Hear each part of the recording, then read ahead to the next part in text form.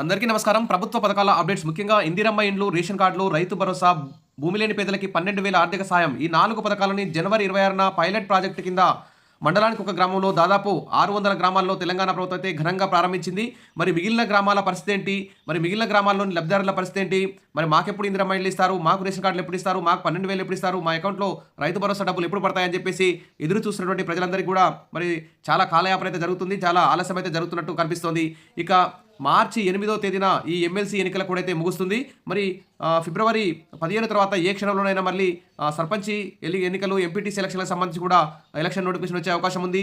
ఇటు ఉపాధ్యాయ MLC election మరియు sarpanch elections ఈ ఎలక్షన్ కోడ్ వల్ల మరి ఈ పథకాలకన్నీ బ్రేక్ పడే అవకాశం ఉంది. దాదాపు మార్చి 8 తర్వాతనే ఈ ఎన్నికలు కూడా అయితే ముగిసే అవకాశం ఉంది.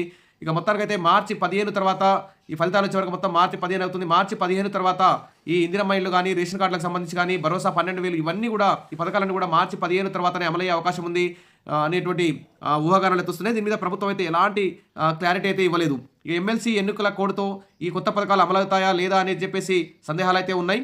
ఆన్లైన్లో నమోదుపై కూడా కొరవడిన స్పష్టత. ఉద్యోగస్తులందరూ కూడా, అధికారులందరూ కూడా ఇతర పనులలో, ఎలక్షన్ డ్యూటీ సంబంధించిన పనులు కూడా నిమగ్నం అవుతున్నారు.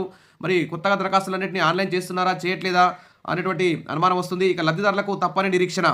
మరి ఇందిరమ్మ ఇండ్లకు సంబంధించి ఈ 4 పథకాలు మెయిన్గా రైతు భరోసా అయితే పాత పథకం కాబట్టి అది ఎలాగో కొనసాగుతుంది. ఈ ఇందిరమ్మ ఇండ్లు, రేషన్ కార్డులు, భరోసా 12,000 ఈ 3 పథకాలు నిలిచిపోతాయనేటువంటి అభిప్రాయాలు అయితే వస్తున్నాయి. కాబట్టి కొంతమందికి మాత్రం ఇందిరమ్మ ఇళ్ల మంజూరు, రేషన్ కార్డు కూడా ఇచ్చారు. మరి ఎన్నికల హామీల అమల్లో భాగంగా ప్రభుత్వం ఇందిరమ్మ ఇల్లు, రైతు భరోసా, ఆత్మీయ భరోసా, రేషన్ కార్డుల మంజూరు కోసం ప్రజాపాలనలో దరఖాస్తులు తీసుకున్నారు. మళ్ళీ కొత్తగా దరఖాస్తులు తీసుకున్నారు. కాబట్టి మరి ఫైనల్ లిస్ట్ ఎప్పుడు పెడతారని చెప్పేసి ఎదురు చూస్తూ గ్రామాల్లో అందరూ కూడా చర్చించుకుంటున్నారు. ఇక గ్రామాలు, వార్డుల్లో సభలు నిర్వహించిన సమయంలో దరఖాస్తులను ఆన్లైన్ చేసి అర్హులను సంక్షేమ పథకాలకు ఎంపిక చేస్తారని అధికార యంత్రాంగం ప్రకటించింది. కానీ ప్రస్తుతం దరఖాస్తుల ఆన్లైన్పై ప్రభుత్వం నుంచి మార్గదర్శకాలు వెలువడలేదని చెప్తున్నారు. మరి ఆన్లైన్ చేసి క్షేత్రస్థాయి పరిశీలన చేస్తారా లేదా అనేటువంటి సందేహాలు కూడా కలుగుతున్నాయి. ఇక జిల్లా స్థాయి అధికారులు మౌలిక ఆదేశాలతో ఇందిరమ్మ ఇళ్ల కోసం వచ్చిన దరఖాస్తులు మాత్రం పంచాయతీ కార్యదర్శులు పునఃపరిశీలన చేసే ప్రక్రియను కూడా ప్రారంభించారు. దరఖాస్తులను L1, L2, L3, L4 కేటగిరీల కింద విభజించే పని కూడా పూర్తి చేశారు. ఇందులో L1 కేటగిరీలో సొంత స్థలం ఉండి ఇల్లు లేని వారి దరఖాస్తులను గుర్తించారు. ఇక ఇందిరమ్మ ఆత్మీయ భరోసాకు దరఖాస్తు చేసుకున్న వారు 2023-24 సంవత్సరంలో ఎన్ని పని దినాలు పూర్తి చేసిన వివరాలు కూడా సేకరించారు.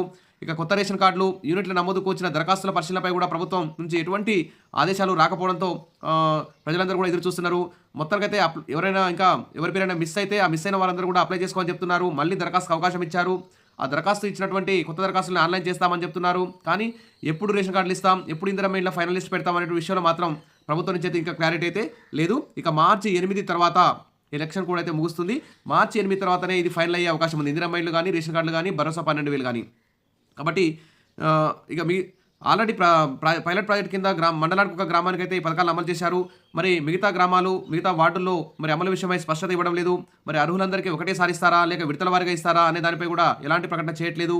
ఇందిరమ్మ ఇళ్ల విషయంలో నియోజకవర్గానికి 3,500 ఇళ్ల చొప్పున మొదటి విడతలో ఇస్తామని చెప్పారు. మరి మిగతా గ్రామాల్లో ఏ వర్గానికి ఎప్పుడు ఇస్తారనే విషయంపై కూడా స్పష్టత లేక దరఖాస్తుదారులందరూ కూడా అయోమయంలో ఉన్నారు. ఎన్నికల కోడ్ అమల్లో ఉన్నందున కొత్తగా ఎలాంటి పథకాలను ప్రారంభించదనే నిబంధన ఉంటుంది. అంతకుముందే ప్రారంభించిన పథకాలను అమలు చేస్తారని ఒక చర్చ.